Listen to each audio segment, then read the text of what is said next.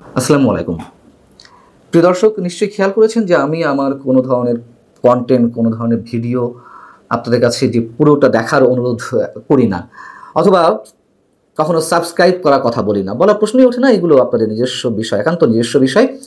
তবে আজকের এই কনটেন্টটি বিশেষভাবে অনুরোধ করছি সম্পূর্ণটা দেখার জন্য। তার কারণ এটি সম্পূর্ণ না দেখলে এই ভিডিওর যে মেসেজ, যে গুরুত্ব, সেটি বোঝা সম্ভব নয় এবং অবশ্যই অবশ্যই খুবই গুরুত্বপূর্ণ এবং স্পর্শকাতর মেসেজ এর মধ্যে রয়েছে বলে আমি মনে করি। বিষয়টি হচ্ছে যে ইলন মাস্কের স্টারলিংকের কারণে ভয়ঙ্কর নিরাপত্তা ঝুঁকির মধ্যে যেতে চলেছে বাংলাদেশ, এবং এই ধরনের নিরাপত্তা ঝুঁকি থাকার পরেও রহস্যজনক কারণে জ্ঞাতসারে কিংবা অজ্ঞাতসারে খোদ আমাদের সরকার বাংলাদেশকে এই ধরনের ভয়াবহ নিরাপত্তাহীনতার ঝুঁকির মধ্যে ফেলে দিচ্ছে। ঠিক এই ধরনের একটি চিঠি আমার হাতে এসেছে, আমি সেটি আপনাদের একটু দেখাতে চাই এবং একটু বলে রাখতে চাই, অতি সাম্প্রতিক সময় বাংলাদেশের তুমুলভাবে বিতর্কিত যে বিষয় দু তিনটি রয়েছে, তার মধ্যে একটি মিয়ানমারের রাখাইনের উদ্দেশ্যে কথিত মানবিক করিডর দেওয়ার বিষয়।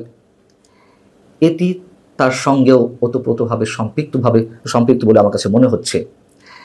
একটু মনে করিয়ে দিই যে গত কয়েক মাস আগে আমাদের প্রধান উপদেষ্টা ডক্টর মোহাম্মদ ইউনূস নিজে ইলন মাস্ককে চিঠি লিখেছিলেন তার স্টারলিংকের মাধ্যমে বাংলাদেশে ইন্টারনেট পরিষেবা দেওয়ার জন্য যাবতীয় যা করার বাংলাদেশ সরকারের পক্ষ থেকে করা হবে এবং 90 দিনের মধ্যে তারা ইন্টারনেট সেবা দিতে পারে সেই ব্যবস্থা তারা করবে, এবং সেটি করা হয়েছিল কোনো ধরনের ফর্মালিটি ছাড়াই। বিশেষ ব্যবস্থাপনায় তাদেরকে লাইসেন্স দেওয়া হয় এবং সেটি নিয়েও আমি প্রশ্ন তুলেছিলাম এর পেছনে বিশেষ কোনো রাজনৈতিক বা আন্তর্জাতিক ইস্যু জড়িয়ে রয়েছে কিনা। তো যাই হোক, সেই লাইসেন্স দেওয়ার পরে এখন লাইসেন্সের যে শর্তগুলো, সবচেয়ে বড় বড় যে শর্তগুলো, সেইগুলো এখন সেগুলোর ধার ধারছে না স্টারলিংক। কোনো ধরনের নিয়ম নীতি তারা তোয়াক্কা করছে না, এবং এই যে নিয়ম নীতি তোয়াক্কা না করা, সেটির কারণে দেশের গুরুত্বপূর্ণ স্পর্শকাতর তথ্য যে কোনো সময় দেশের বাইরে চলে যেতে পারে, পাচার হতে পারে। কিভাবে হতে পারে সেটি বুঝতে গেলে আমাদেরকে লাইসেন্স দেওয়ার যে গাইডলাইনের মধ্যে যে শর্তগুলো রয়েছে তার মধ্যে দুই একটি খুব ছোট করে একটু আপনাদের সামনে তুলে ধরতে চাই। এই গাইডলাইনের সেকশন 15 অনুযায়ী চুক্তিবদ্ধ যে কোনো সংশ্লিষ্ট প্রতিষ্ঠানকে আগে আর্থ স্টেশন নির্মাণ করতে হবে। বাংলাদেশের যে কোনো ধরনের ডাটা ট্রাফিক আমাদের দেশের ইন্টারন্যাশনাল গেটওয়ে হয়ে পাস করতে হবে। সেকশন 26(4) অনুযায়ী অবশ্যই লফুল ইন্টারসেপশন বা আইনগত যে বাধা সেটি মেনটেন করতে হবে, অর্থাৎ সংক্ষেপে যেটিকে বলা হয় LI এর সুযোগ রাখতে হবে। LI বা লফুল ইন্টারসেপশনের উদ্দেশ্য হচ্ছে ডাটা ট্রাফিক মনিটরিং করার জন্য DPI নামে আমাদের একটি স্থাপনা রয়েছে, যার মধ্য দিয়ে বাধ্যতামূলকভাবে ওই প্রতিষ্ঠানগুলোকে ট্রাফিক পাস করতে হবে। এই হচ্ছে মোটা দাগে যে গাইডলাইন রয়েছে তার দুটি শর্ত। অর্থাৎ বাংলাদেশ সম্পর্কে যে কোনো ধরনের স্পর্শকাতর বা গুরুত্বপূর্ণ তথ্য যাতে সংশ্লিষ্ট প্রতিষ্ঠান, ধরে নিন এক্ষেত্রে স্টারলিংক নিয়ে আলোচনা করছে, স্টারলিংক যাতে অন্য কোথাও পাচার করছে কিনা সেটি সহজে বাংলাদেশ কর্তৃপক্ষ বা BTRC মনিটরিং করতে পারে BTRC মাধ্যমে। এবং এই DPI বাংলাদেশের IIG অর্থাৎ ইন্টারন্যাশনাল ইন্টারনেট গেটওয়ের সঙ্গে সম্পৃক্ত। আমাদের একটু টার্মসগুলো খেয়াল রাখা দরকার।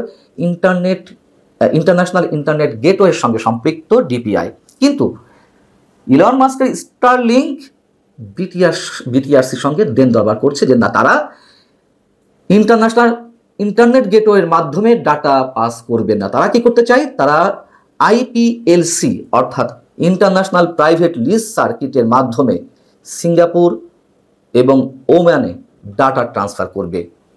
কিন্তু DPI তো আর IPLCর সঙ্গে সম্পৃক্ত নয়। DPI হচ্ছে IIGর সঙ্গে সম্পৃক্ত, ইন্টারন্যাশনাল ইন্টারনেট গেটওয়ে। তারা কেন করতে চাচ্ছে? খুব সহজে আমরা ধরে নিতে পারি তাদের আসল দ্রবিসন্ধি হচ্ছে তারা বাংলাদেশের DPI সিস্টেমকে পাশ কাটিয়ে ইন্টারন্যাশনাল প্রাইভেট লিজ সার্কিট IPLCর মাধ্যমে ডাটা পাস করতে চাই, যাতে আমরা কোনো ধরনের মনিটরিং করতে না পারি। এবং এই যে দুটি সেকশনে কথা বললাম গাইডলাইনে, এ বিষয়ে দেন দরবার করছে বিটিআরসির সঙ্গে স্টার্লিং, বিটিআরসি রাজি হচ্ছে না।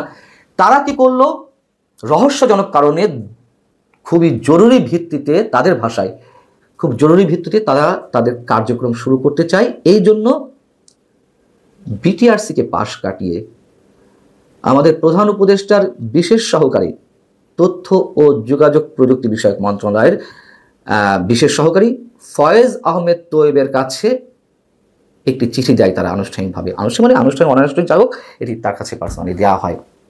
যে সেখানে লেখা হয় 13ই মে থেকে তারা পরীক্ষামূলকভাবে কমার্শিয়াল টেস্টে যেতে চায়। খেয়াল করবেন যে চিঠিতে স্পষ্ট করে লেখা রয়েছে, আমি স্ক্রিনে দেখাচ্ছি, তারা কমার্শিয়াল টেস্টে যেতে চায় 13 মে থেকে। এবং ফয়েজ আহমেদ তোয়েব সাহেব 90 দিনের জন্য সেই চিঠিতে অনুমোদন দিয়েছেন। এখানে তার সিল স্বাক্ষর সিগনেচার রয়েছে। কিন্তু বাস্তবতা তো নিশ্চয়ই ভিন্ন। কমার্শিয়াল টেস্টে কি তারা গিয়েছে? কোনো প্রতিষ্ঠান বা ব্যক্তিগত পর্যায়ে কেউ কি এটি ব্যবহার করছে যে এটি কমার্শিয়াল টেস্ট? তাহলে তারা কি করছে? এবং তারা যে শর্ত দিয়েছে যে 90 দিন তারা এটি তাদের কার্যক্রম চালিয়ে নিতে চায় এবং 90 দিনের মধ্যে আর্থ স্টেশন তারা স্থাপন করবে। আমরা তো কোনো টেকনিক্যাল পার্সন নই, যারা এ বিষয়ে বিশেষজ্ঞ নিশ্চয় তারা ভালো বলতে পারবেন। তারপরও আমরা এটুকু চোখ বন্ধ করে বলে দিতে পারি যে 90 দিনের মধ্যে কোনো ধরনের কোনো আর্থ স্টেশন স্থাপন করা সম্ভব নয়। এটি করতে ন্যূনতম 6 মাস থেকে 1 বছর লাগার কথা। তাহলে তারা কি করছে? উদ্দেশ্য কি হতে পারে? এবং নিঃসন্দেহে এখানে সংশয় সন্দেহের যথেষ্ট কারণ আছে যে তারা আমাদের সমগ্র বাংলাদেশ এবং বাংলাদেশ বিরোধী যে কোনো তথ্য আমেরিকা